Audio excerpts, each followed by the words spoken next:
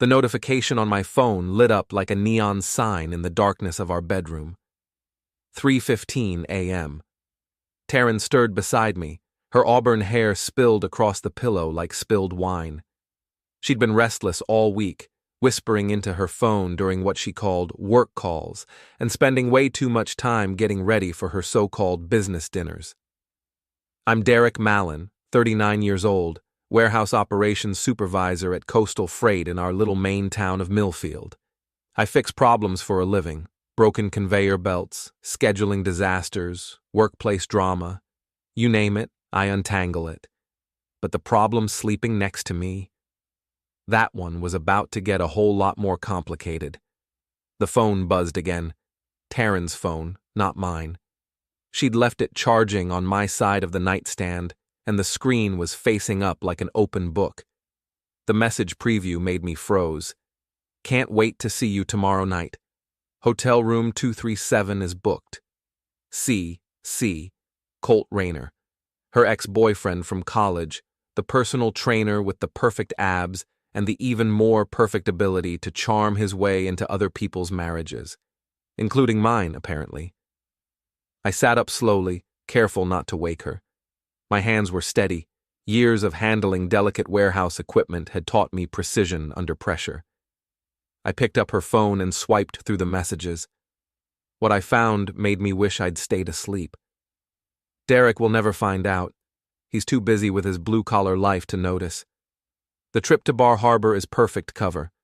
While he thinks we're having a romantic weekend, I'll be with you. He's gained weight and lost his edge. You make me feel alive again. Each message was a knife twist, but I kept reading. There were photos too, nothing explicit, but intimate enough. Selfies from restaurants I recognized, places she'd claimed to be having work dinners, dates and times that corresponded perfectly with her mysterious absences. The final message thread was from yesterday. Trip is tomorrow. I told Derek I need to cancel because of a family emergency. We'll have the whole weekend. Family emergency. That was rich. The only emergency here was my marriage bleeding out in real time. I set the phone down exactly where I'd found it and walked to the kitchen. The house we'd bought 5 years ago suddenly felt like a mausoleum.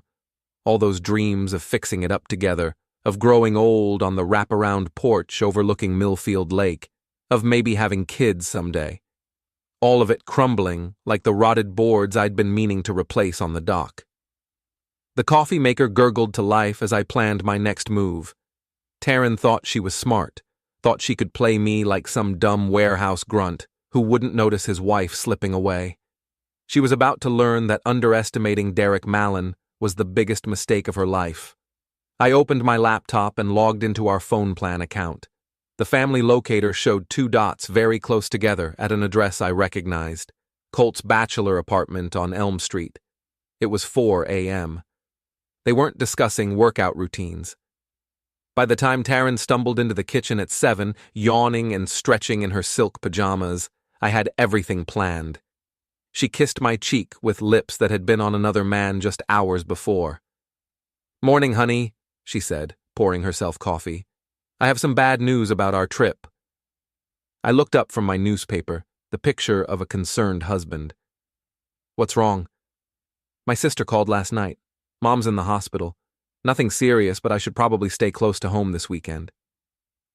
The lie rolled off her tongue like honey. She'd always been good at lying. I just hadn't been paying attention. "Of course," I said, folding the paper. "Family comes first. We can reschedule." Relief flooded her face. "You're so understanding. I love you." "I love you too," I replied, and meant it. That was the problem. I loved the woman she used to be, before she decided I wasn't enough anymore. After she left for work, I made 3 phone calls. First, to our bank, transferring my entire salary and half our joint savings to an account she didn't know about. Second, to a locksmith, scheduling an appointment for that afternoon. Third, to my old friend Jenna Morrison, who ran a beachside bar in Camden. "Derek, it's been forever." Jenna's voice was warm and familiar. "What's going on?" "I need a favor, Jen. and maybe a place to crash for a few days. Everything okay with you and Taryn? I stared out the kitchen window at the lake, watching a loon disappear beneath the surface. Let's just say some trips get cancelled for all the wrong reasons. Jenna's beach bungalow sat on a rocky outcrop overlooking Penobscot Bay, all weathered shingles and salt-stained windows. It was the kind of place that looked like it had stories to tell, and most of them involved broken hearts and second chances. Perfect for what I had in mind. So she's cheating, Jenna said, handing me a beer as we sat on her deck. The October wind carried the smell of seaweed and possibility. With the gym rat from high school. College, but yeah. I showed her the screenshots I'd taken before changing all our passwords and security questions. She thinks I'm too stupid to figure it out. Jenna studied the messages, her green eyes flashing with anger. We'd known each other since middle school, dated briefly in high school before realizing we made better friends than lovers. She'd never liked Taryn, said she was too ambitious and not ambitious enough at the same time. I should have listened. What's your play? She asked. Complete and total social destruction. I want her to lose everything, friends, reputation, job prospects, social standing, everything she values more than our marriage. Jenna raised her beer in a mock toast. To the scorched earth policy, I like it. That evening, I sent Maya Rayner a Facebook message. Colt's wife was a nurse at the regional hospital, smart and no nonsense. I'd met her a few times at town events. She deserved to know what her husband was doing. Hi, Maya. We've met a few times around town. I'm sorry to be the bearer of bad news, but I thought you should know about Colt and my wife Taryn. I attached the screenshots, the hotel receipts I'd found on Taryn's tablet, and the location data showing their late-night rendezvous. Her response came within minutes. Thank you for telling me. I've suspected for weeks. Can we meet? We arranged to meet at the Dockyard, Millfield's only real bar and the unofficial headquarters of town gossip. Bill Kowalski had been bartending there for 20 years and knew everyone's secrets. If you wanted information to spread, the Dockyard was ground zero. Maya arrived first, her dark hair pulled back in a severe bun, her face a mask of controlled fury.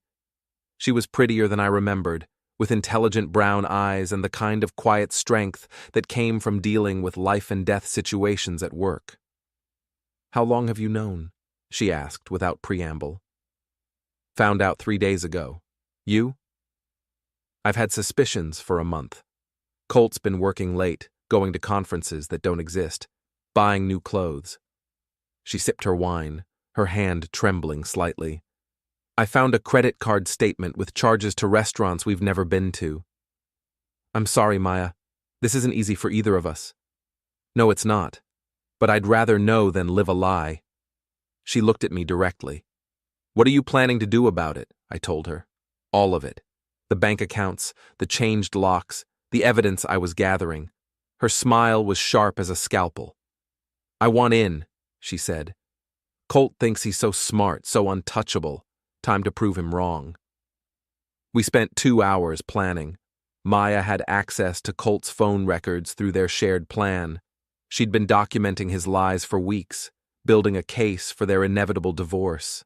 But first, we were going to make sure everyone in Millfield knew exactly what kind of man Colt Rayner really was. There's a town festival next weekend, Maya said. Harvest Days. Everyone will be there. Perfect timing, I agreed. Public humiliation works best with a large audience. Bill the bartender had been eavesdropping, of course. By the time Maya and I left, half the bar knew that Colt Rayner and Taryn Mallon were having an affair. In a town of 3,000 people, news like that traveled faster than wildfire. I drove back to my house now, since I'd had the locks changed, to find Taryn's car in the driveway and her banging on the front door. She'd tried her key, obviously, and found it didn't work. Her face was red with anger and embarrassment. Mrs. Henderson from next door was watching from her kitchen window, probably taking notes for her bridge club. Derek, open this door right now. I opened it slowly, leaning against the frame like I had all the time in the world. Problem, honey? My key doesn't work, and I can't access our bank account. What the hell is going on? Oh, that. Yeah, I made some changes. Security reasons. I smiled, the kind of smile that didn't reach my eyes. How was your family emergency, by the way? Is your sister feeling better? The color drained from her face. She knew that I knew, but she was still going to try to brazen it out. I had to admire her commitment to the lie. I don't know what you're talking about. Room 237 at the Harbor Inn. Colt says hi. She pushed past me into the house, her heels clicking on the hardwood floors like castanets. You went through my phone? You left it on my nightstand, face up, with notifications on. I followed her to the living room, where she was frantically checking her tablet. Oh, and I changed all the passwords, and the Wi-Fi, and forwarded your mail to your mother's house. You can't do this. This is my house, too. Actually, I can. My name's on the deed. You never got around to adding yours, remember? Too busy with work. I sat down in my recliner, the one she'd always hated. Besides, I thought you'd want to spend more time at Colt's place. You seemed to enjoy it the other night. She started crying then, the kind of manipulative tears she'd used to get her way for years. But I was done being manipulated. Derek, please, we can work this out. It was a mistake. It didn't mean anything. A mistake is forgetting to pick up milk. A mistake is leaving the iron on. Sleeping with your ex-boyfriend in a hotel room while lying to your husband about a family emergency? That's a choice, Taryn, a series of choices. I love you. I've always loved you. No, you loved the idea of me. The steady paycheck, the guy who'd fix your car and unclog your drains and never ask too many questions. But you never loved me enough to not betray me. I stood up and walked to the door, opening it wide. You should go. You've got a lot of explaining to do to a lot of people. What do you mean? Check Facebook, check Instagram, check anywhere people in this town gather to share information. Your secret's out, Taryn, all of it. She left then, her dignity in tatters, her carefully constructed life beginning to crumble. I poured myself a bourbon and sat on the porch, watching the sun set over Millfield Lake. Tomorrow would bring new challenges, new opportunities for revenge. But tonight, for the first time in months, I felt like myself again. The next morning brought 3 missed calls from Taryn, 2 angry voicemails from Colt, and a text from Jenna that simply read, "Check the town Facebook page. You're famous." Millfield Happenings was our town's digital gossip mill, run by a retired librarian named Dorothy Walsh, who treated local drama like investigative journalism. The post had been up for 6 hours and already had 47 comments and 62 shares. Breaking. Local businessman Colt Rayner caught an affair with married woman. Details and photos in comments. Thoughts and prayers for the betrayed spouses. The comments section was a feeding frenzy. Mrs. Henderson had shared what she'd witnessed at my house. Someone from the dockyard had posted about Maya and me meeting there. A server from Romano's restaurant had confirmed seeing Colt and Taryn there multiple times, acting very romantic for business associates. But the real bombshell was in the photos. Maya had been busy. She'd posted screenshots of Colt's credit card statements, showing charges to hotels, restaurants, and lingerie stores, charges that corresponded perfectly with his supposed business trips and client meetings. My phone rang. Taryn. "You bastard," she hissed. "You've ruined everything." "I didn't ruin anything. I just stopped hiding what you'd already broken." My boss called. She wants to see me in her office this morning. People are staring at me everywhere I go. Mrs. Patterson crossed the street to avoid talking to me at the grocery store. That's what happens when you become the town scandal, Taryn. Actions have consequences. This isn't over, Derek. Colt and we're going to fight back. Good luck with that. How's Colt handling his newfound fame, by the way? The silence stretched long enough for me to know I'd hit a nerve. Maya had told me she was planning something special for her cheating husband, but she'd been secretive about the details. "You'll pay for this," Taryn said finally. I already have. 15 years of marriage, remember? I hung up and drove to work, where my crew was waiting with coffee and sympathy. These were good men, Tommy Ricci, Dave Santos, Frank Murphy, guys who understood loyalty and hard work and keeping your word. They'd never liked Taryn much, said she acted like she was too good for warehouse people. Heard about your troubles, boss, Tommy said, offering me a donut from the box someone had brought. Sorry it happened, but glad you found out. Thanks, Tommy. Means a lot.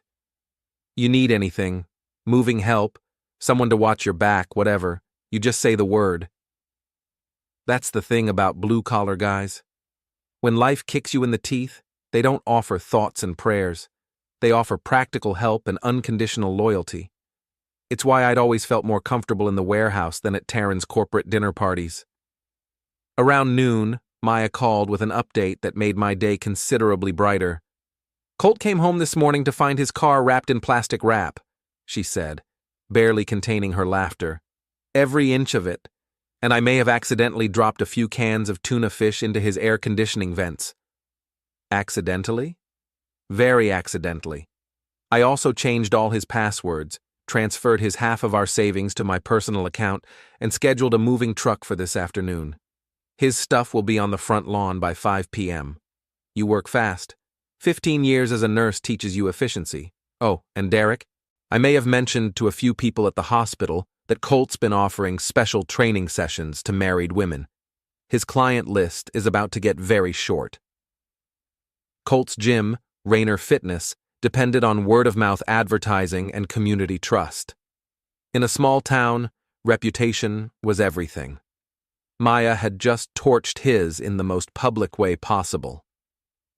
That afternoon, I drove past Colt's house to see the promised spectacle. His belongings were indeed scattered across the front lawn. Clothes, exercise equipment, protein powder containers, and what appeared to be a collection of self-help books about maximizing your potential. A small crowd had gathered to watch, some taking photos for social media. Maya was directing the moving crew with military precision, pointing out which items went where. When she saw me, she waved me over. Perfect timing, she said. Colt should be here any minute. He's been calling and texting all day, demanding I stop the illegal eviction. I explained that since the house is in my name only, it's perfectly legal. You planned this well. I've been planning this for weeks, ever since I found the first hotel receipt. I just needed proof and the right moment. She smiled grimly. Turns out, both came courtesy of you. A red Corvette screeched into the driveway, Colt's pride and joy, now sporting the lingering aroma of rotting fish. He jumped out, his perfect hair disheveled, his gym clothes wrinkled. The man who'd stolen my wife looked like he'd been sleeping in his car. Maya, what the hell do you think you're doing? Getting rid of 15 years of garbage, she replied calmly. Some of it just took longer to identify than the rest. You can't throw me out of my own house. My house. Check the deed, and the mortgage, and the insurance. Turns out, putting everything in my name for tax purposes wasn't your smartest move. Colt spotted me in the crowd, and his face darkened. This is your doing, isn't it, Malin? Actually, this is your doing. I just provided some information to interested parties. He took a step toward me, his hands clenched into fists. For a moment, I thought he might actually swing. But 15 years of warehouse work had given me shoulders and arms that weren't just for show, and Colt was smarter than he was brave. This isn't over, he said, the same empty threat Taryn had made. Yes, it is, Maya said firmly. Security system's been changed, restraining orders been filed, and divorce papers will be served tomorrow. You're done here, Colt. The crowd murmured its approval. In small-town justice, the cheater getting his comeuppance was always popular entertainment. Colt looked around at the faces surrounding him, neighbors, former clients, people who'd once respected him, and saw nothing but judgment. He got back in his fish-scented Corvette and drove away, leaving behind not just his possessions, but his entire life in Millfield. Maya watched him go with the satisfaction of someone who'd just taken out the trash. "One down," she said to me quietly. "One to go," I agreed. But Taryn wasn't going to be as easy to dispose of as Colt. She was dug into this town like a tick, with her job at the regional sales office and her network of social connections. Taking her down would require more finesse, more patience. Fortunately, I had both. Taryn's meeting with her boss, Lila Hendricks, didn't go well. I knew this because Jenna's cousin worked in the same office building and had ears like a satellite dish. According to the gossip network, Taryn had been counseled about maintaining professional standards and avoiding behavior that could reflect poorly on the company. "She's on thin ice," Jenna reported over dinner at her place. "One more scandal, and she's gone. Then we'll have to give her another scandal." I'd been thinking about this all week. Taryn's weakness had always been her need to be liked, to be seen as successful and sophisticated. She'd built her identity around being the woman who'd escaped small-town life, even though she'd never actually left. Her job, her social media presence, her carefully curated image, all of it depended on people thinking she was better than she actually was. Time to show them who she really was. "I need access to her work computer," I told Jenna. "That's illegal, Derek." "Not if she gives me the passwords willingly." Taryn had been staying at her sister's house in the next town over, but she'd been texting me constantly, alternating between apologies and threats. She wanted back into our house, back into our joint accounts, back into the life she'd thrown away. I was about to give her the chance. I called her that evening. "I've been thinking about what you said, about working things out." The hope in her voice was pathetic. "Really? Oh, Derek, I knew you'd come around. I love you so much. We need to talk, face to face. Can you meet me at the house tomorrow night?" "Yes, absolutely." She agreed immediately, probably thinking she could charm her way back into my good graces. She'd always been able to manipulate me before, back when I loved her more than I respected myself. But that man was gone, replaced by someone harder and considerably less forgiving. The next evening, she arrived at our house, my house, carrying her laptop and wearing the black dress I'd bought her for our anniversary, the one she'd probably worn for Colt. The symbolism wasn't lost on me. "You look good," she said, kissing my cheek. "I've missed this place. Missed you. I've missed the woman I thought you were." We sat at the kitchen table where we'd shared thousands of meals, planned our future, argued about money and chores and whose turn it was to call the plumber. Normal married couple stuff, back when we were a normal married couple. "Show me the emails," I said. She opened her laptop eagerly, probably thinking this was some kind of trust exercise. What she didn't know was that I'd installed a keystroke logger on her computer months ago, back when I'd first started suspecting something was wrong. I had all her passwords, all her login information, access to everything. As she scrolled through her work emails, pointing out the demanding clients and impossible deadlines that had supposedly driven her into another man's arms, I memorized the details I'd need. Her employee ID, her supervisor's name, the format of their internal communications. "See," she said, "it's been so stressful. I wasn't thinking clearly. I made a mistake." "A mistake," I repeated. "Right. Can you forgive me? Can we try again?" I looked at her across the table, this woman I'd loved for 15 years, and felt nothing but cold calculation. "I need time to think about it." "Of course. Take all the time you need." She reached across the table to touch my hand. "I'll wait for you, Derek, however long it takes." After she left, I got to work. Using her credentials, I logged into her company's email system and composed a message that would end her career in the most spectacular way possible. It was addressed to the entire regional office, including her boss, her subordinates, and her biggest clients. The subject line read, "Some personal thoughts I'd like to share." The body of the email was a carefully crafted collection of Taryn's actual thoughts about her coworkers, clients, and job. compiled from months of her private messages and social media posts. Nothing criminal, nothing that could get me in legal trouble, but everything that would destroy her professional relationships forever. Her opinion of her boss: Lila's a frigid control freak who compensates for her failed marriage by micromanaging everyone else. Her thoughts on the company's biggest client: Henderson Industries wouldn't know innovation if it bit them on their collective ass. I just smile and nod while they waste everyone's time. Her assessment of her subordinates: working with these small-town idiots is like babysitting, except babysitting pays better. And finally, her philosophy on work-life balance: this job is just a paycheck until I can find something better. Millfield is a dead-end town full of dead-end people, and I plan to escape as soon as possible.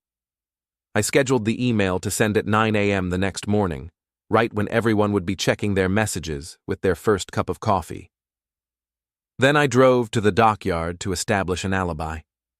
Bill was working the early shift, wiping down glasses and preparing for the lunch crowd. "You're up early," he said. "Couldn't sleep. Too much on my mind." "Heard Taryn's been trying to patch things up." "Some things can't be patched, Bill. Sometimes you just have to throw them away and start over." My phone started ringing at 9:15 a.m. First Taryn, screaming and crying about being hacked and fired and humiliated. Then Maya, laughing so hard she could barely speak. Then Jenna, wanting to know if I'd seen the Facebook posts about Taryn's accidental email. I hadn't seen them, but I could imagine. In a town like Millfield, that kind of professional meltdown was front-page news. Taryn had just insulted half the town in writing, using her company email account. Her career in regional sales was over, and her reputation was buried so deep it would need archaeological equipment to dig it up. "You magnificent bastard," Jenna said when I answered her call. "That was surgical." "I don't know what you're talking about." "Of course you don't. By the way, Maya wants to buy you dinner. She says watching Colt's world collapse has been therapeutic. Tell her I'll take a rain check. I'm not done yet." Because I wasn't. Colt was gone. Taryn was professionally destroyed. But there was still one more act to this play, the grand finale, where everyone in Millfield would see exactly what kind of people they'd been supporting and sympathizing with. Harvest Days was this weekend. The entire town would be there, including Taryn and whatever was left of her dignity. Time to take that away, too. Harvest Days was Millfield's biggest event of the year, a weekend-long festival celebrating our town's agricultural heritage and giving everyone an excuse to eat fried dough and gossip about their neighbors. Main Street was closed to traffic, lined with booths selling everything from maple syrup to handmade quilts. The whole town turned out, along with visitors from surrounding communities. Perfect for what I had planned. I'd spent the week preparing, with help from Maya and Jenna. Maya had been documenting Colt's attempts to restart his life in the next town over, where he'd rented a studio apartment and was trying to rebuild his client base. It wasn't going well. Word had spread about his unprofessional conduct, and the fitness industry was smaller than people thought. Jenna had been monitoring Taryn's increasingly desperate attempts to find new employment. The email scandal had made her toxic to every business in the region. She'd been forced to move back in with her parents and was working part-time at a chain store in the mall, a humiliation that was slowly eating her alive.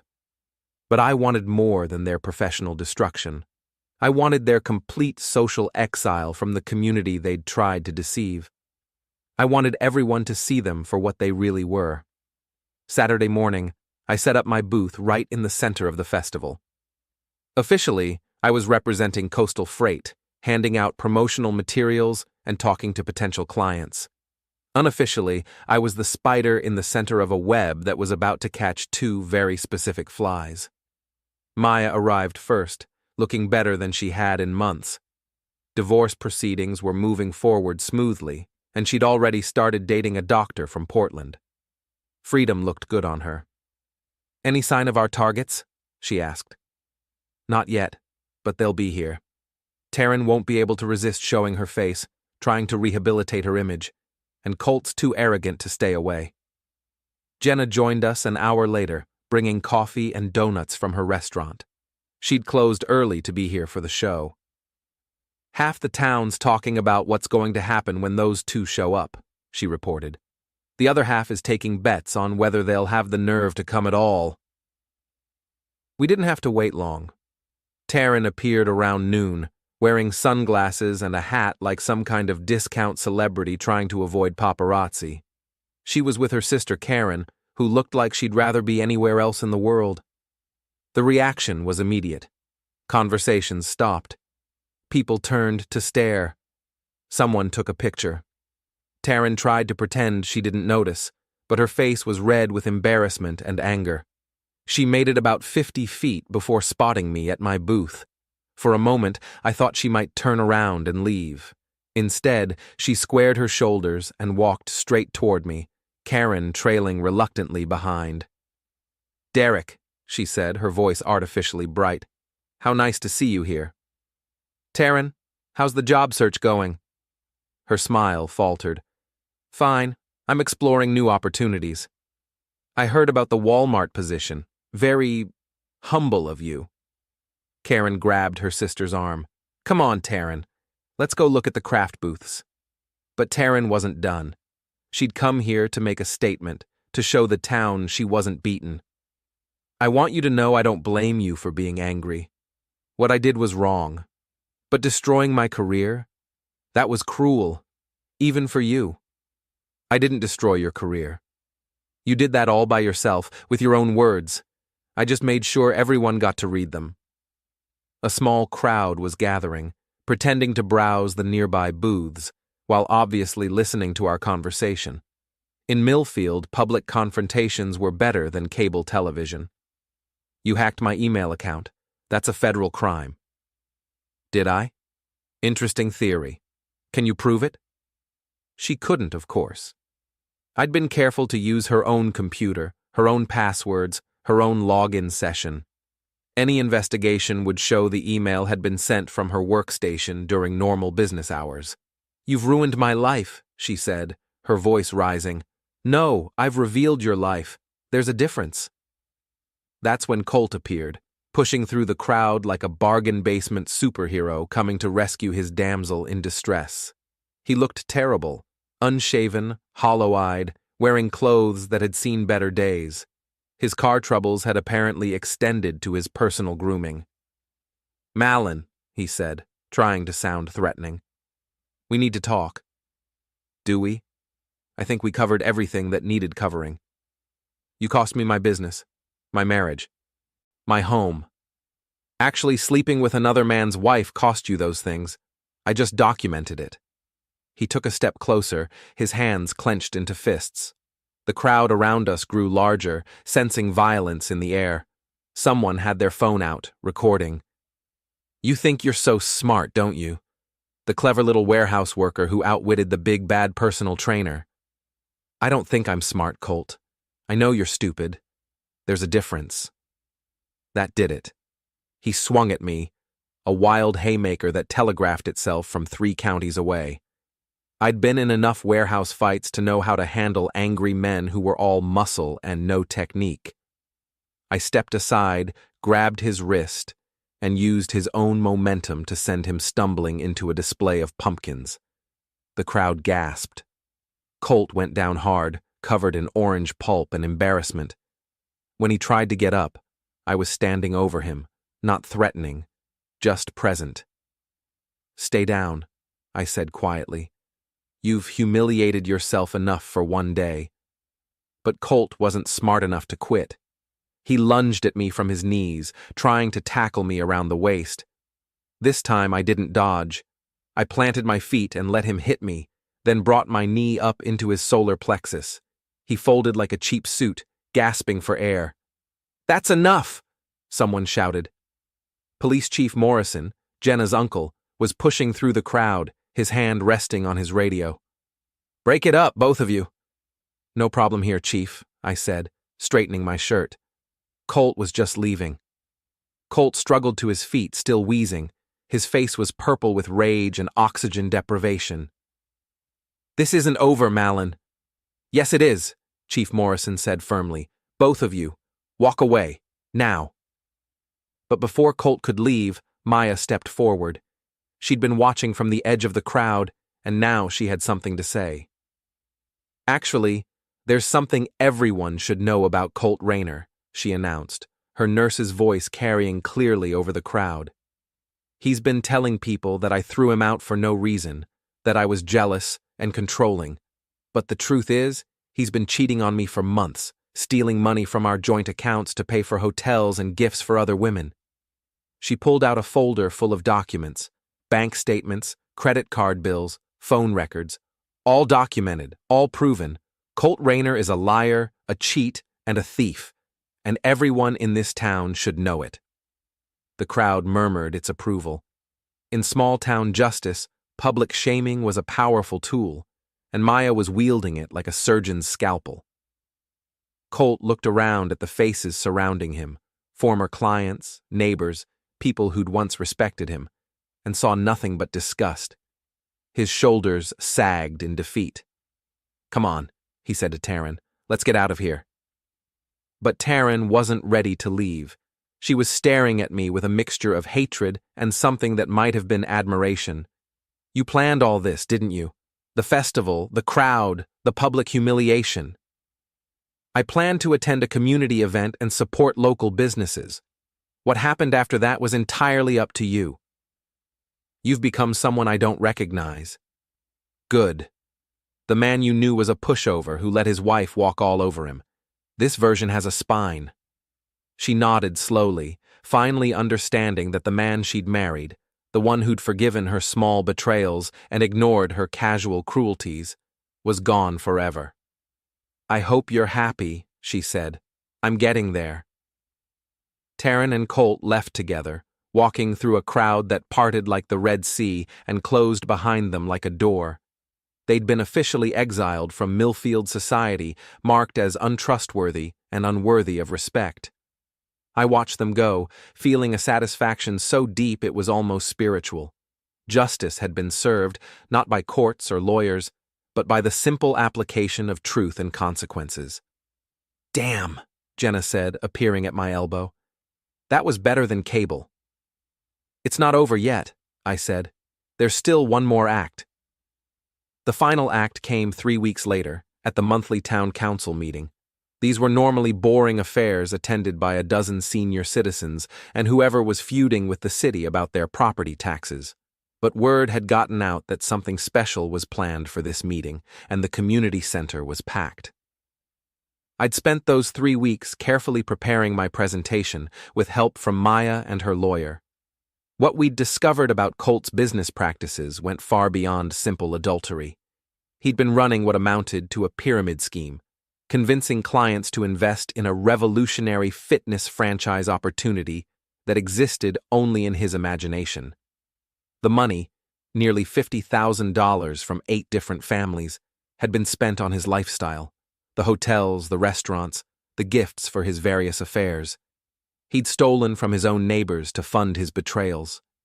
"Ladies and gentlemen," I said, standing at the podium where people usually complained about potholes and noise ordinances, "I'm here tonight to warn you about a predator who's been operating in our community."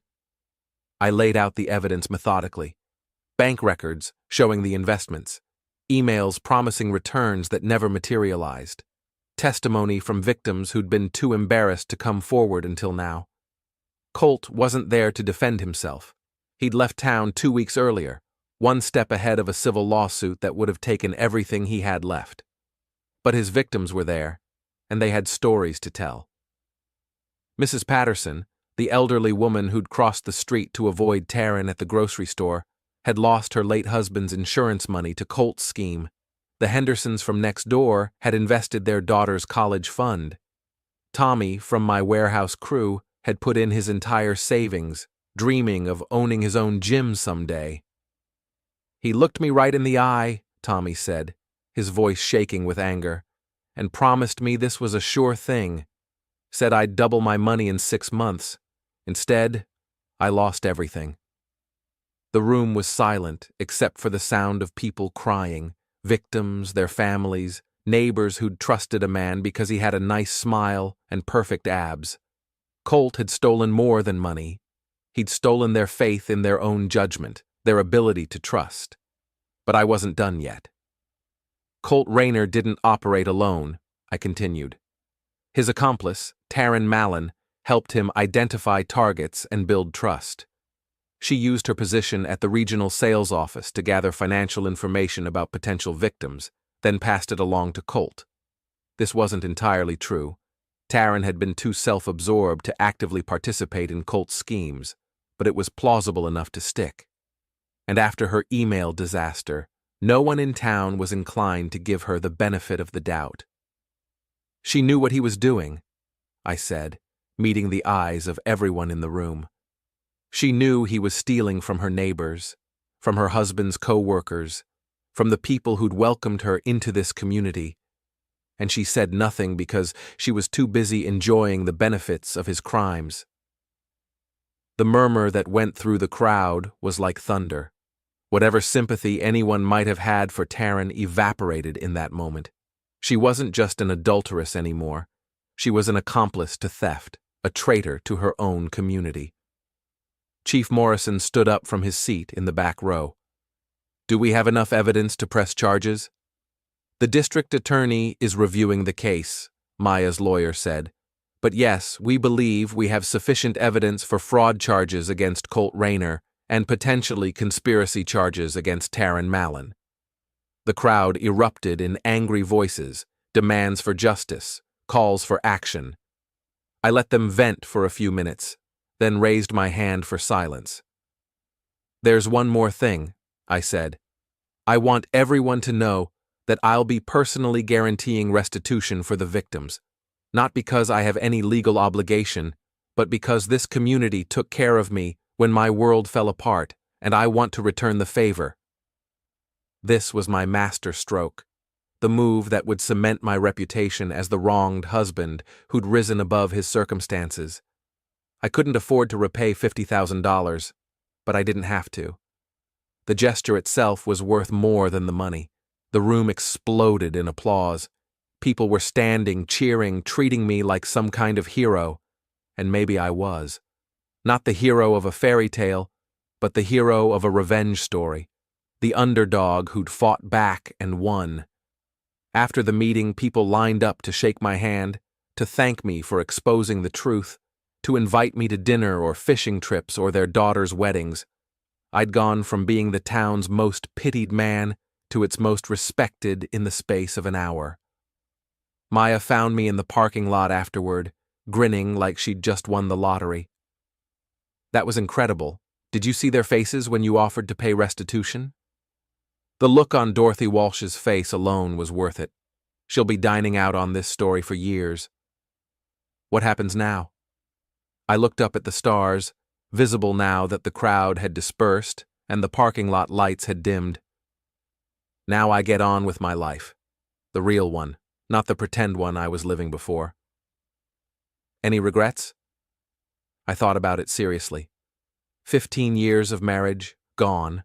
A woman I'd loved, destroyed. A man I'd barely known, exiled and facing criminal charges. Lives ruined, relationships shattered, a community divided between victims and supporters. "No," I said finally. "No regrets at all." Because this was justice. Not the sanitized version they taught in Sunday school, but the real thing, messy, personal, and absolutely final. Colt and Taryn had made their choices, and now they were living with the consequences. I drove home to my house with my name on the deed and my locks on the doors, and poured myself a bourbon. Tomorrow would bring new challenges, new opportunities, maybe even new relationships. But tonight was for satisfaction, for the deep contentment that comes from a job well done. I raised my glass to the empty room, to the silence that had replaced years of lies and betrayal and false promises. "To trips canceled," I said aloud, "and new destinations." The bourbon was smooth, the silence was golden, and justice was served. Some stories end with redemption, some end with forgiveness, Some end with everyone learning valuable lessons about the power of love. This one ended with me winning.